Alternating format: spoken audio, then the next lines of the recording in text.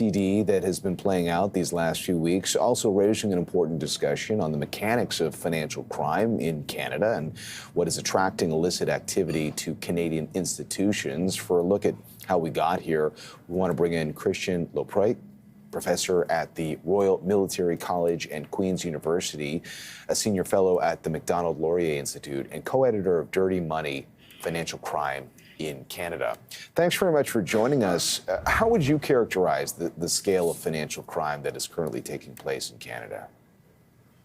Well, look, at an estimated $113 billion annually, that's a pretty substantial portion of relative to Canada's GDP.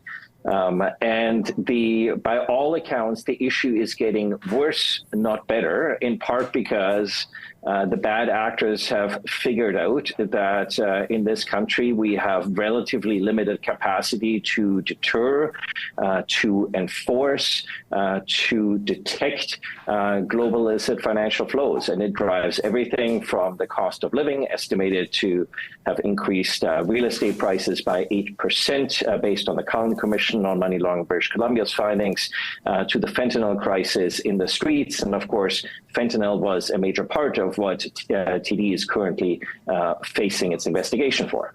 Now, just to be clear, the investigations in the U.S. are related to a Canadian bank, but you've done a lot of work on what's happening within our own borders here in Canada. I mean, how have we gotten to this point? You alluded to it a little bit, but the things that would perhaps make Canada a preferred destination for money laundering.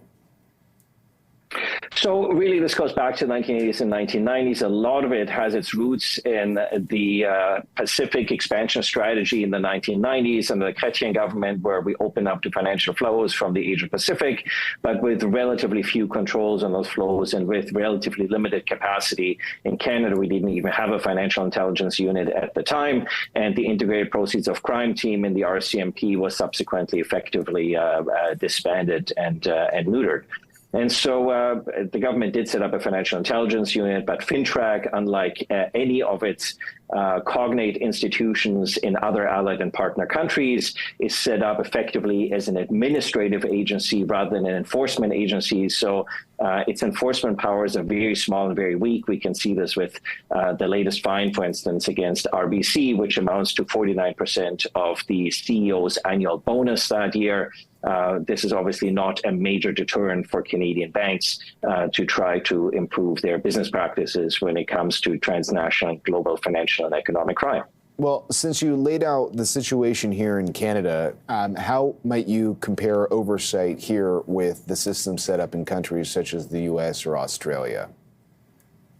Well, so look at the size of the fines. Here we have in the millions of dollars. In Australia, Combank was fined 700 million Australian dollars. Westpac was fined 1.4 billion.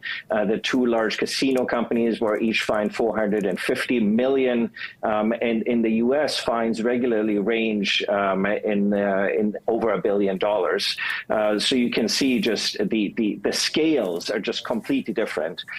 Plus, in the U.S., this is something a lot of people don't talk about. Once you get a fine, you also face significant regulatory oversight, auditing, reporting, and the like as a financial institution. So it imposes significant immediate financial cost in terms of the fine. It imposes ongoing business costs in terms of the added regulatory burden. And it, of course, imposes reputational costs, none of which there has been political will in Canada to impose on financial institutions here. And you can bet that if it's happening with TD in Canada, it is happening among all the major banks. With TD in the United States, it's happening among all the major banks in Canada. Well, one thing we hear about in Ottawa is a desire to attract foreign investment to the country, and certainly a lot of business leaders have views on how successful Canada has been on that front.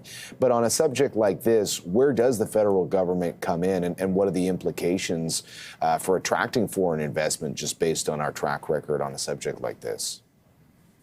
So this is a great question. And this is partially, I think, why the government talks a good talk about doing more on financial crime, but actually has done relatively little, although it has, of course, moved on beneficial ownership, and it did make changes to some of the crypto and virtual asset reporting requirements, but that was largely out of political interest during the convoy. But it shows that within a month, you can get major change. The challenge for the government is that we live in a globally competitive environment. And so if you increase oversight, you increase detection, enforcement, penalties, and the like, it makes Canada less competitive for foreign direct investment and other financial flows into the country.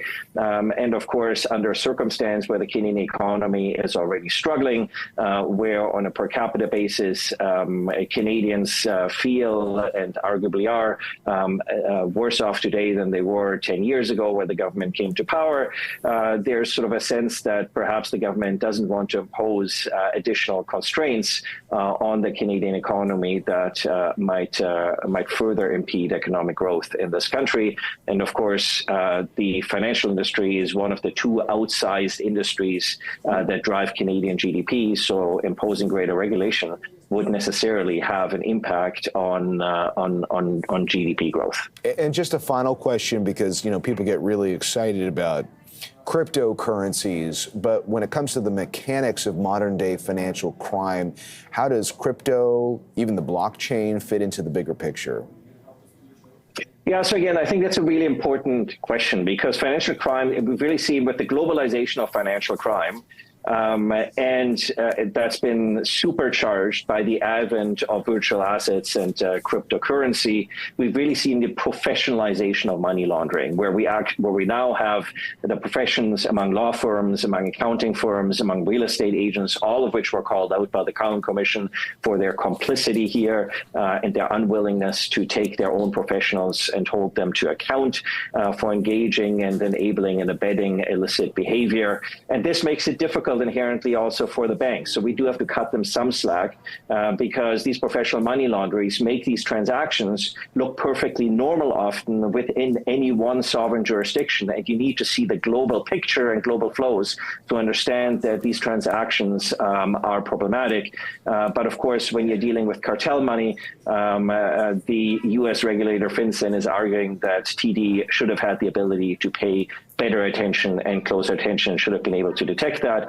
And that's, of course, important for Canadian banks because we now have 3 Mexican cartels that are active in Canada. And as a result, Canada is the largest fentanyl exporter to Australia and a major exporter to Europe. So you can bet that cartel money is flowing through all the major institutions in this country as well.